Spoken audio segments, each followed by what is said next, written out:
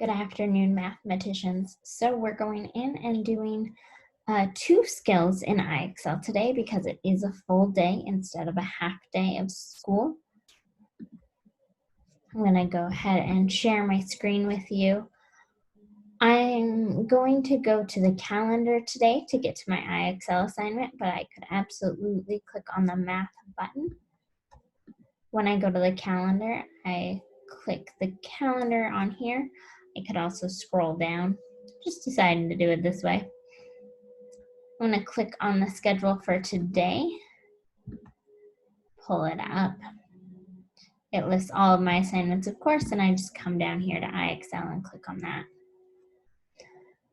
As you know, the bottom assignments are hidden for right now. It's not that you can't get to them, but I just want to make sure we're focusing on whichever day is highlighted. What I'm going to do is by the end of the week, all of the days will be highlighted, but you just start with the end. Because we are doing 2 skills instead of 1, you just have to spend 40 minutes on the skill, on IXL in general, or master both skills. It's up to you what works best. So I'm starting with G.19. I click on it, I make sure that it pulls up the correct skill, and then the next thing that I check is that my name is in this upper right-hand corner. It's not, it's had me sign in. So I'm going to click Wallace Stegner sign in and sign in this way. Yours might be saved. I would highly suggest saving it if you haven't, although I do know that your passwords have changed. Since it did that, I click out and I go back, so make sure I got it up there. Your passwords now, KHICK 2021. This is just multiplication sentences, true or false. So they're going to give me a sentence, and I just need to see if it's true. On this side, we have 5 times 6. And on the other side, I have 8 times 4. What that means is I need to go through and see if they equal the same thing. 5 times 6 and 8 times 4. Now I can absolutely draw tic-tac-toes to help me with this. My light's shining a little bit of a glare. There we go. I can absolutely go through and make sure that I have tic-tac-toes for this, or I can just know my facts, whichever I feel good about. I know my 5s really well. So on this one, I might just put the answer. I know 5 times 6 is 30. So I'm just going to write that. Then I'm going to carry down my equal sign. But maybe I don't feel so sure about my 8s or my 4s. In that case, I would come through and draw my tic-tac-toe. I'm going to count by 4s just because I find it easier, but it's whatever you guys want. Remember, if you count by 4s, you can count them singing row, row, row your boat. So 4, 8, 12, 16, 20, 24, 28, 32, 36, and 40. Now I need 8 times 4. So I have my 4, and I'm going to go 8 times 3, 6, 7, 8. 32 is the number I get here. Does 30 equal 32? No. So this statement is false.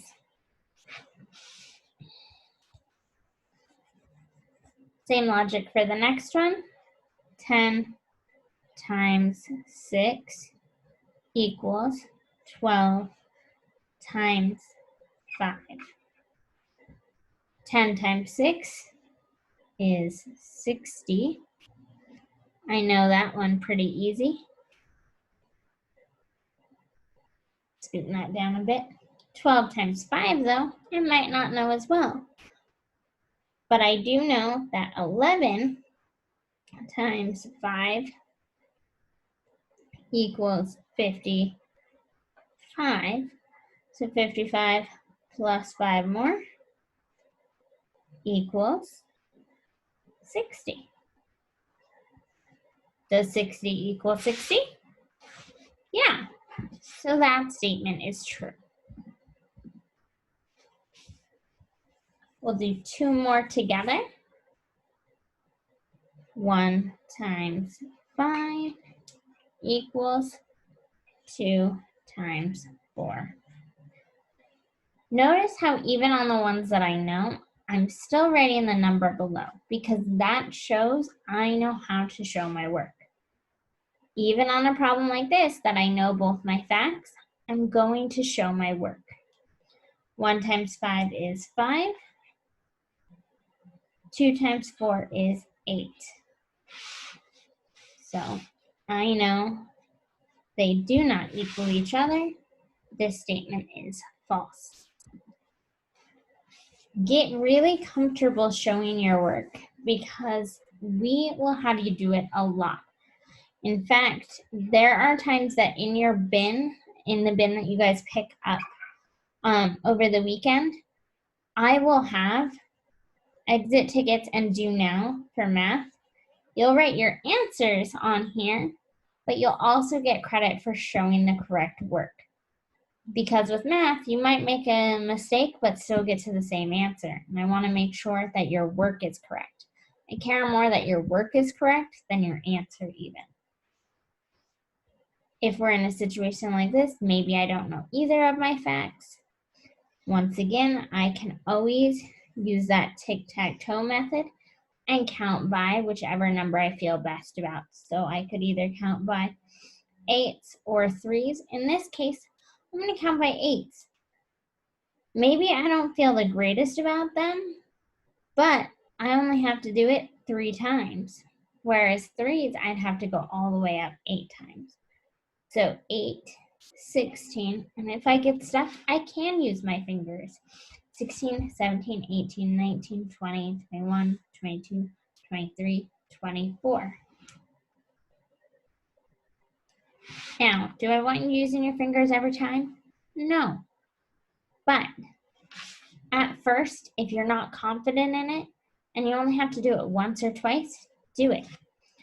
For example, if I were to fill in the 4s without counting all the way up to 6, I might fill in the ones that I know automatically. So I know 4 times 1 is 4. I know 4 times 8 is, or 4 times 2 is 8. Maybe I'm stuck on 3s, or what 4 times 4 is. But I'm really good at my 5s, so I'm going to say 4 times 5 is 20. And I'm going to fill it in that way to help me.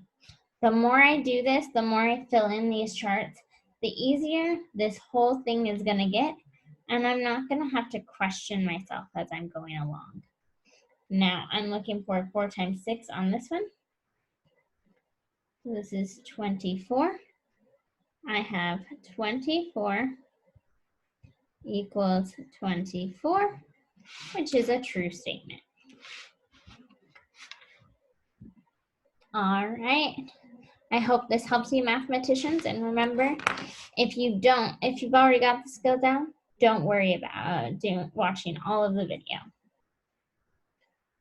Have a wonderful day, and I'll see you guys for the next skill. Bye.